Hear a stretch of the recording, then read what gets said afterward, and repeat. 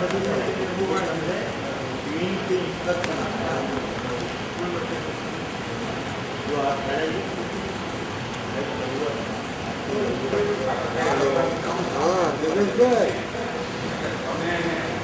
भागम तो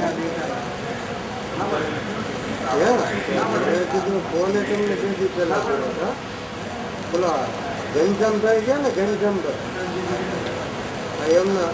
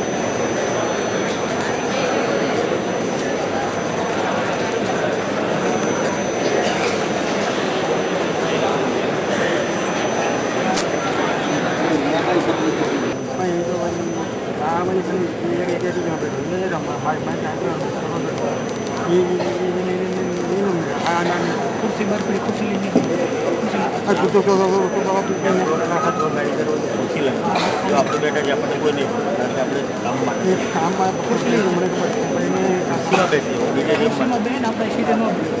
બીજે રેમમાં નહીં અહીંયા હમણાં બેસ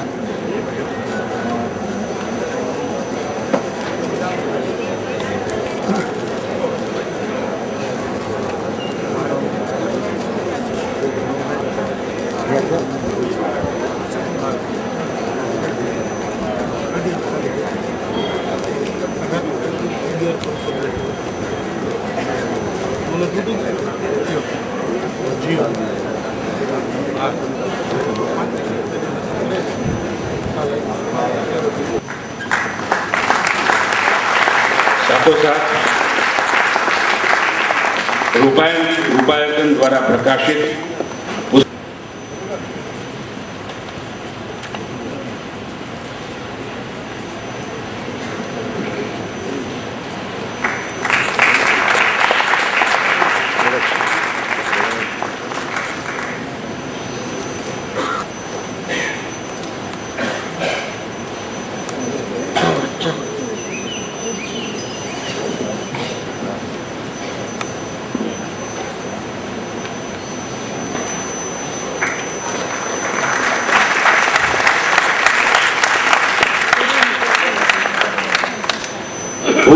આપણા સૌના અતિ પ્રિય અને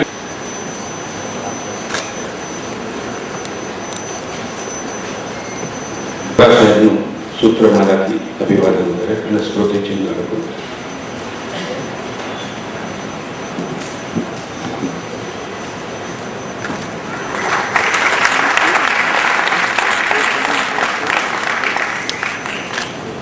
શ્રી ભીખુદાનભાઈ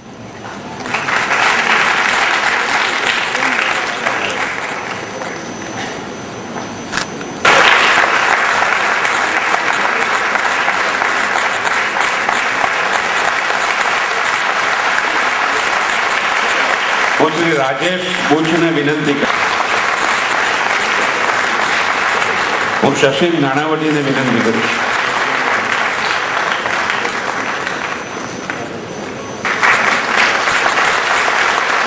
અને હું હેમંત નાણાવટીને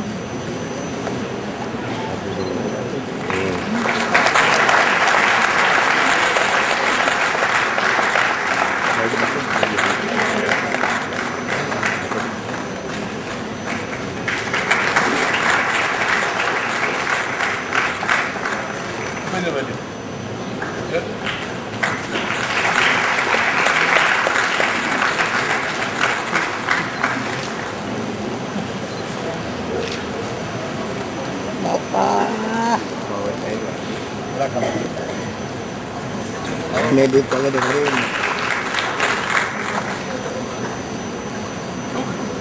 લેડીઝ પેલા નહીં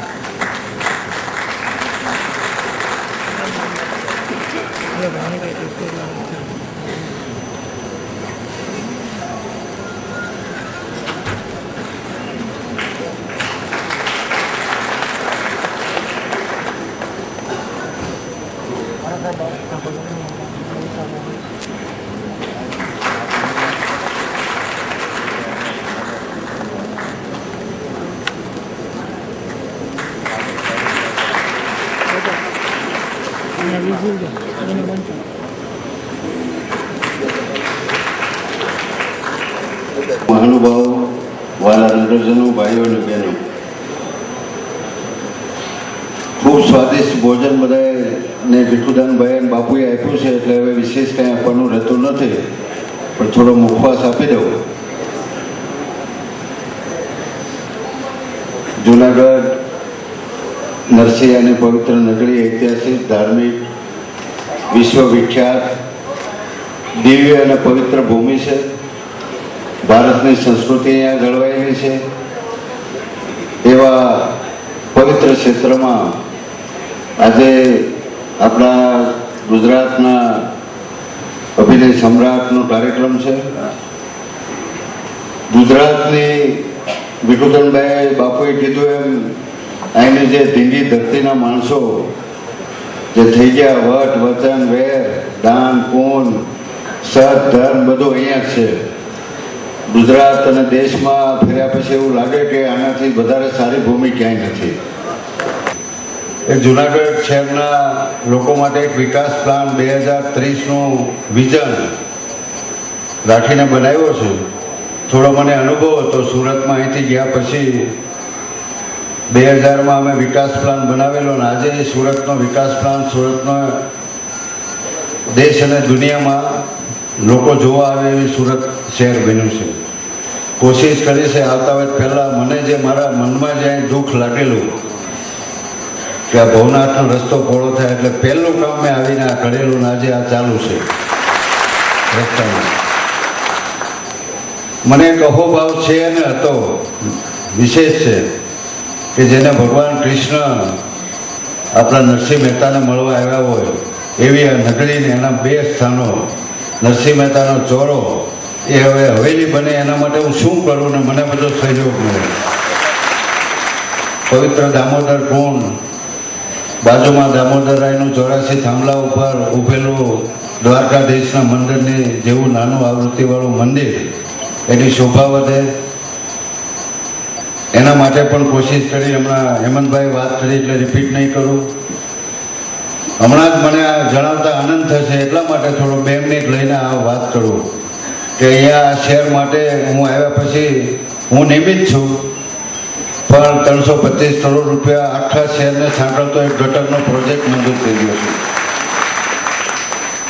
40 કરોડ રૂપિયા માટે પાણીનો પ્રોજેક્ટ મંજૂર થઈ ગયો છે કે જે અત્યારે આપણે ડેમમાંથી રો વોટર આપીએ છીએ, ફિલ્ટર થઈને બધાને 1 વર્ષ પછી મળશે. એટલે આજે અમે આ સપનાના બીજ વાવ્યા છે. એ વડલો થશે પણ એમાં આપ સૌને સહકારની જરૂર છે. પ્રારબ્ધને ગાંઠે કોણ, પડકાર ઝીલનારો માણસ છું. આપણે બધાએ બીજા કરશે, પાડોશી કરશે, ભાઈ કરશે, દીકરો કરશે, MLA કરશે, મેયર કરશે, કમિશનર કરશે, એમને આપણે પોતે બધા સાથે જોડાઈ જઈએ અને આ શહેરને સુંદર, હરિયાળું, સ્વસ્થ બનાવવામાં સૌ કોશિશ કરીએ. એના માટે આપ સૌને મારો અનુરોધ છે. ખાસ કરીને ઇન્ફોર્મેશન ટેકનોલોજી 21મી સદી એટલે જ્ઞાન, વિજ્ઞાન અને વિકાસની સદી, સહકારની સદી, સંગઠનની સદી, સારા વિચારની સદી. જ્યાં સારા વિચારો હશે, સંગઠન હશે, ત્યાં હંમેશા વિકાસ થશે. તુલસીદાસજીએ રામાયણમાં કીધું છે, જहाँ સુમતિ તहाँ સંપત્તિ નાના. સારા વિચાર હોય, સંપ હોય, સંગઠન હોય, ત્યાં હંમેશા ભગવાન એને ઐશ્વર્ય આપે છે, વિકાસ થાય છે.